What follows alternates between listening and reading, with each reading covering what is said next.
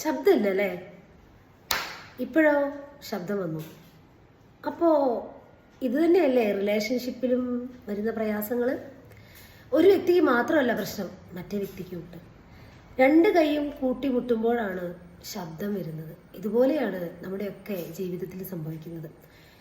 പരസ്പരം അണ്ടർസ്റ്റാൻഡിങ് ഇല്ലെങ്കിൽ, പരസ്പരം ഒരു സ്പേസ് കൊടുത്തില്ലെങ്കിൽ, വാല്യൂ ഇല്ലെങ്കിൽ, റെസ്പെക്റ്റ് ഇല്ലെങ്കിൽ ഈ പ്രോബ്ലംസ് എല്ലാം പൊങ്ങി വരും.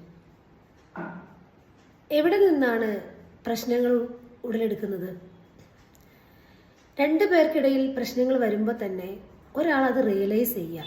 അത് മാറാൻ ആ വ്യക്തി എടുക്കുന്ന എഫേർട്ടിനനുസരിച്ചിരിക്കും ആ കുടുംബത്തിൻ്റെ ഭദ്രത ഇരിക്കുന്നത്. ഏതെങ്കിലും ഒരാൾ മാറാൻ തയ്യാറായാൽ ആ ഫാമിലി ലൈഫ് നല്ല സന്തോഷത്തോടെ കൊണ്ടുപോകാൻ കഴിയും. പക്ഷെ ആരും വിട്ടുകൊടുക്കാൻ തയ്യാറാവാതെ പരസ്പരം കലഹിച്ചും പരസ്പരം കുറ്റപ്പെടുത്തിയും പരസ്പരം ജഡ്ജ് ചെയ്തും ആ ലൈഫിനെ സ്പോയിൽ ചെയ്യുമ്പോൾ ഇതിൻ്റെ നടുവിൽ നിൽക്കുന്നത് മക്കളാണ്. സ്വന്തം ചോരയിൽ പിറന്ന മക്കളാണെന്ന് പലരും മറന്നു പോകുന്നു.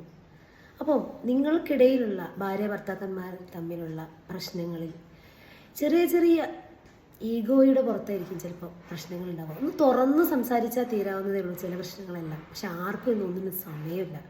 ഒന്ന് തുറന്നിരിക്കുക. എന്താണ് അങ്ങോട്ടും ഇങ്ങോട്ടും ഉള്ള പ്രശ്നങ്ങൾ, അത് നിങ്ങളുടെ ഇടയിൽ പറഞ്ഞ് വാക്കേറ്റം ഉണ്ടാകുമ്പോൾ മനസ്സിലാക്കുക. ഇത് ഒരു വിദഗ്ധയെ അല്ലെങ്കിൽ ഒരു വിദഗ്ധനെ ഇത് തേടി അതിനുള്ള പ്രിക്കോഷൻസ്, അതിനുള്ള പരിഹാരം എന്തെന്ന് മനസ്സിലാക്കി ജീവിതം സ്മൂത്തായിട്ട് മുന്നോട്ട് കൊണ്ടുപോവുകയാണ് നമുക്ക് ചെയ്യാനുള്ള ഏറ്റവും വലിയൊരു പോംവഴി എന്ന് പറയുന്നത്. പരസ്പരം കലഹിച്ചും പരസ്പരം കുറ്റം പറഞ്ഞും ജീവിതം നമ്മൾ സ്പോയിൽ ചെയ്യുമ്പോൾ ആ കുഞ്ഞുങ്ങളുടെ കുഞ്ഞു മനസ്സ് വേദനിക്കാൻ തുടങ്ങുകയും അവർ വേറൊരു വ്യക്തിയായി മാറുകയും ചെയ്യുന്നു. ഇതാണ് പല കുടുംബങ്ങളിലും നടക്കുന്നത്. അതുകൊണ്ട് ഒരു തുറന്ന സംസാരം, ഒരു സ്പേസും നമ്മൾ അവിടെ കൊടുക്കുകയാണെങ്കിൽ ജീവിതം ഈസിയായി മുന്നോട്ട് കൊണ്ടുപോകാൻ കഴിയും.